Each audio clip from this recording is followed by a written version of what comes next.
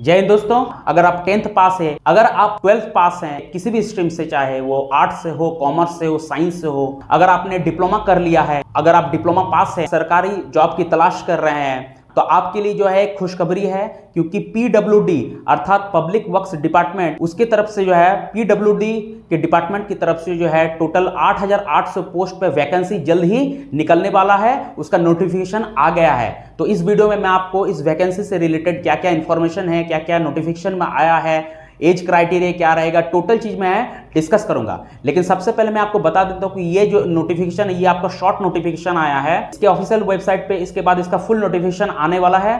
तो अभी जो आपके पास शॉर्ट नोटिफिकेशन है, इस नोटिफिकेशन में क्या क्या डिटेल्स दिया है, सारा चीज को हम लोग जो डिस्कस करेंगे और सारा चीज को आपको मैं बताऊंगा। तो आगे बढ़ने से पहले आपसे बस इतना ही रिक्वेस्ट है कि रोजाना नए नए जॉब्स का अपडेट पाने के लिए हमारे इस चैनल को सब्सक्राइब कीजिए। तो चलिए देखते हैं क्या क्या डिटेल्स। तो चलिए सबसे पहले मैं आपको बता देता हूं कि ये जो वैकेंसी निकला है आपका, वो पीडब्ल्यूडी अर्थात पब्लिक वर्क्स डिपार्टमेंट, यानी हिंदी में जिसको बोलते हैं लोक निर्माण विभाग, उनसे निकाला गया है ना। तो याद रखिएगा विभाग का नाम होगा आपका पीडब्ल्यूडी, ठीक है।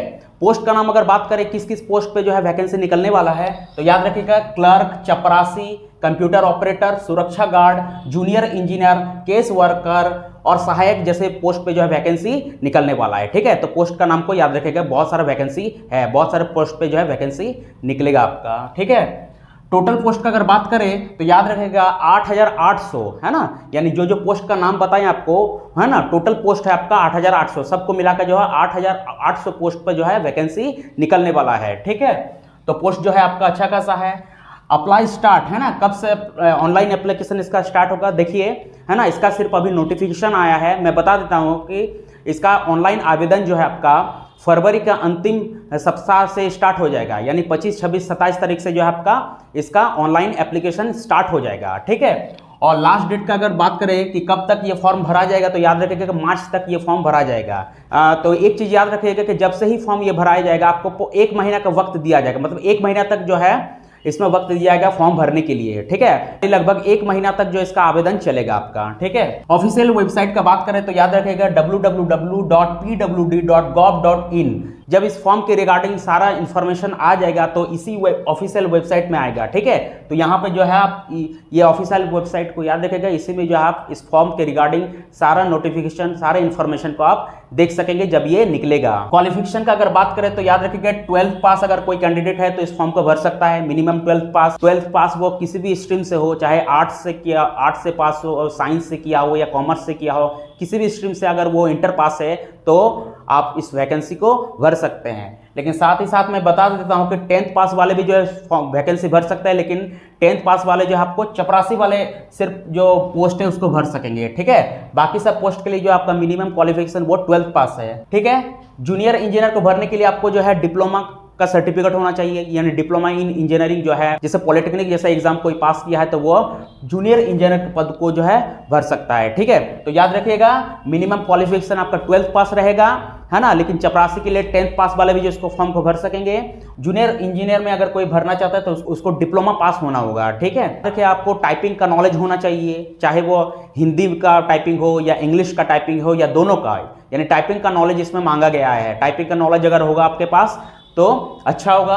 साथ ही साथ जो है आपका कंप्यूटर का बेसिक नॉलेज होना चाहिए, है ना, जैसे DCA diploma in computer application, उसका सर्टिफिकेट भी आपके पास होना चाहिए। टैली, है ना, अगर कंप्यूटर का बेसिक नॉलेज है तो ये बिल्कुल सही है, भर सकते हैं आप। साथ ही साथ हिंदी और इंग्लिश का भी जो आपको अच्छा खासा थोड़ा नॉलेज होना चाहिए, ठीक है। एज का अगर बात करें तो कम से कम आपका जो है 18 साल और अधिक से अधिक जो है 40 साल वाले इस फॉर्म को भर सकेंगे, है ना। 18 साल से किसी का एज अगर कम हो रहा है तो वो इस फॉर्म को नहीं भर सकेंगे, और 40 साल से अगर अधिक हो जा रहा है तो वो फॉर्म को नहीं भर सकेंगे। तो मिनिमम एज आपका 18 साल है और मैक्सिमम एज आपका 40 साल है, वो याद रखेगा। और एज का जो कैलकुलेशन है वो आपको जब इसका फुल नोटिफिकेशन आएगा इस ऑफिशियल वेबसाइट पे जिसको मैंने बताया, वहां पे एज का कैलकुलेशन कब से कब तक किया जाएगा वो बता दिया जाएगा, ठीक है। मोड ऑफ एप्लीकेशन का बात करें तो याद रखेगा इस फॉर्म को आप ऑनलाइन भर सकेंगे, ऑफलाइन मोड इसका नहीं है, ठीक है। फी का अगर बात करें, देखिए इस फॉर्म का, इस वैकेंसी का सबसे अच्छी बात यह है कि इसमें किसी भी तरह का कोई एप्लीकेशन फी नहीं लग रहा, किसी भी कैटेगरी के लिए नहीं, चाहे वो जनरल हो, SC ST, है ना, PWD किसी भी कैटेगरी के आवेदक को जो है इसमें कोई फी देना नहीं पड़ेगा, यानी ये बिल्कुल निःशुल्क है। तो ये सबसे बड़ी अच्छी बात है इस वैकेंसी से रिलेटेड। ठीक है, इस फॉर्म को भरने के लिए आपको कौन कौन सा डॉक्यूमेंट्स लगेगा, तो चलो इसको बता देता हूं। तो आपको आधार कार्ड लगेगा, है ना, पासपोर्ट साइज का फोटो लगेगा, आपको मार्कशीट लगेगा, 10th 12th, है ना, डिप्लोमा, ये सब का जो आपका मार्कशीट लगेगा आपका, है ना, एडमिट कार्ड लगेगा आपका। ठीक है, जाति आवासीय आय जो है प्रमाण पत्र सर्टिफिकेट ये भी लगेगा, है ना। अगर कोई रिजर्वेशन कोटा से अगर फॉर्म को भरेगा तो उसको जो है जाति आवासीय आय ये तीनों सर्टिफिकेट उसको देना पड़ेगा। ठीक है, लेकिन अगर मान लीजिए कोई जनरल कैटेगरी से फॉर्म को भरेंगे तो उसको जो है सिर्फ और सिर्फ आवासीय प्रमाण पत्र देना पड़ेगा। ठीक है, रोजगार पंजीयन प्रमाण पत्र की भी इसमें जरूरत पड़ेगा। अलग अलग डिस्ट्रिक्ट से जो जॉब कार्ड बनता है वो भी जरूरत पड़ेगा इस वैकेंसी को भरने के लिए, तो उसका भी आपका जॉब कार्ड चाहिए। कंप्यूटर और टाइपिंग का भी सर्टिफिकेट चाहिए। अगर कंप्यूटर का कोई भी कोर्स किए हैं तो उसका सर्टिफिकेट आपको लगेगा, चाहे DCA का की है, टैली का की है, तो ये सब सर्टिफिकेट आपको लगेगा। टाइपिंग का भी सर्टिफिकेट लगेगा, हिंदी इंग्लिश जिससे भी आप टाइपिंग किए हैं वो सब का सर्टिफिकेट आपको लगेगा। तो ये कुछ आवश्यक दस्तावेज होगा, इसको ध्यान में रखिएगा। सिलेक्शन प्रोसेस का अगर बात करें तो इसमें जो है आपका रिटन एग्जाम होगा, है ना, जो कि ज़्यादा टफ होने वाला नहीं है ना।